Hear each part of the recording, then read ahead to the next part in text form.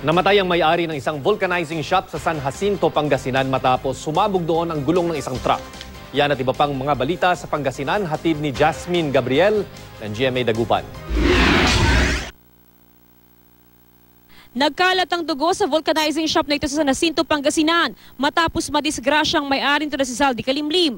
Namatay si Kalimlim matapos sumabog ang gulong ng isang truck. Nagbo-vulcanize.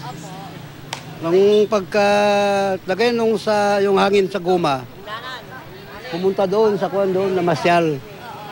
Nung balikan niya, tatanggalin sana yung hose ng hangin, tinungtungan niya yung guma. Sabay, sabog. Nayupi ang bakal at nabutas pa ang bubungan ng shop matapos lumipad ang gulong. Siyempre ang lakas ng pressure, kaya yung rim, baka yan ang tumama kay Zaldi Kalimlim, kaya pumampas sa cemented pins. Dinala sa ospital ang biktima pero diniklarang dead on arrival. Tumangging magbigay ng pahayag ang mga kaanak ng biktima.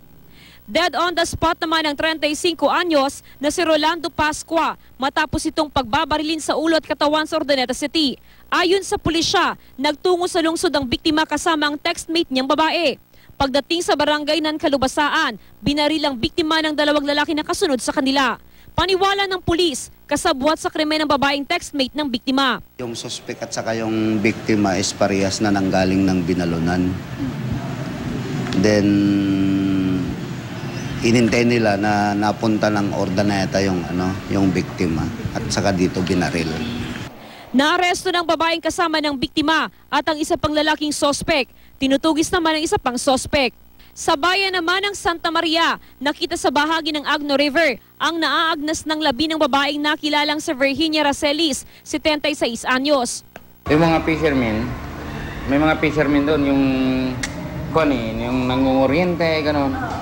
Habang nangungoriente sila, nakita nila yung isang bangkay. Napag-alamang nangunguha ng gulay ang biktima sa lugar. Nitong Biyernes, inireport ng kanyang mga kaanak sa pulis na nawawala ang biktima. At kahapon, nakita na siyang patay. Walang nakikitang foul play sa pagkamatay ng babae, pero inaalam pa ang sanhi ng pagkamatay nito. Jasmine Gabriel, Nagbabalita, Pilipinas.